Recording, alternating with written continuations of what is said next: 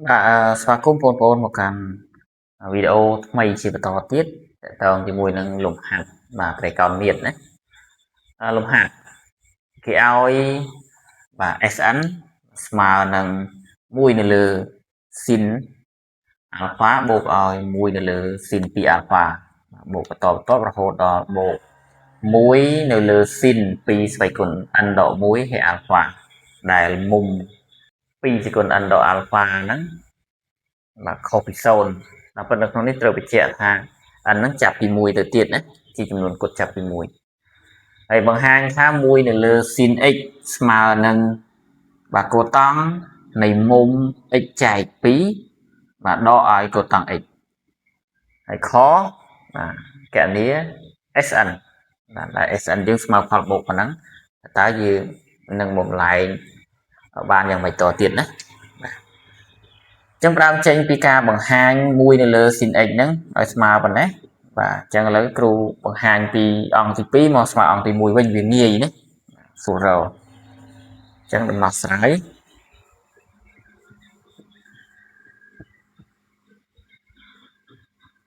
កណាมันបានសរសេរប្រធានដើមមកវិញទេដាក់ចេញពីគេមាន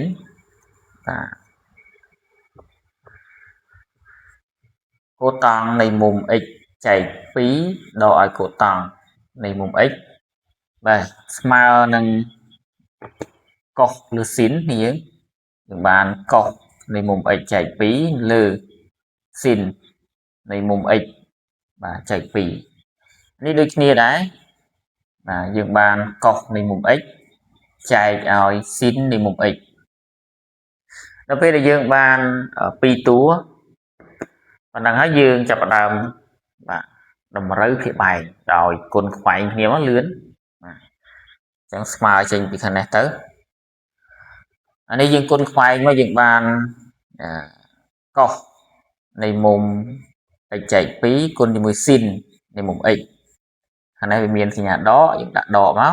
គុណ sin ទៅណាយើងបានកុស x គុណជាមួយនឹងsin x លើ2ហើយទាំងអស់ហ្នឹងនៅលើsin នៃមុំ x លើ2គុណនឹង sin នៃមុំ x អាលើនេះយើងចូលរូបមន្តណាកាលណាមានតំណែងគុណ sin នឹងកុ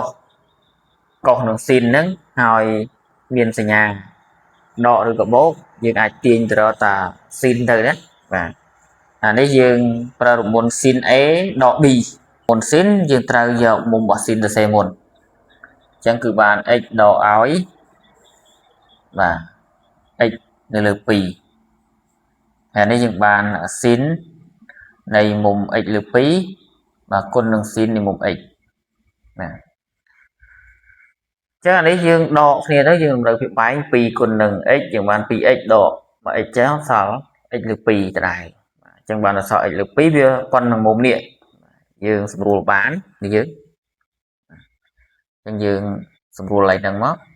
មុំប៉ុណ្ណគ្នាអញ្ចឹងនៅសល់1បាននៅលើ sin នៃមុំ x អញ្ចឹងពិតមែនប៉ុណ្ណឹងយើងស្រាយចេញមកបានមកអង្គទី1នេះឥឡូវយើងចូលមកដល់អក្សរខគណនាSN ណាដែលវាស្មើផលបូក n តួហើយដើម្បីគណនា SN នឹងបានយើងពឹងទៅលើសម្រាយបញ្ជាក់នៅសំណួរកណា1នៅលើ sin x វាស្មើនឹងកូតង់ x លើ2ដកឲ្យកូតង់នៃមុំ x អញ្ចឹងយើងពឹងរបៀបម៉េចសូមតាមដានទាំងអស់គ្នាអញ្ចឹងដោយ1នៅលើ sin alpha នេះ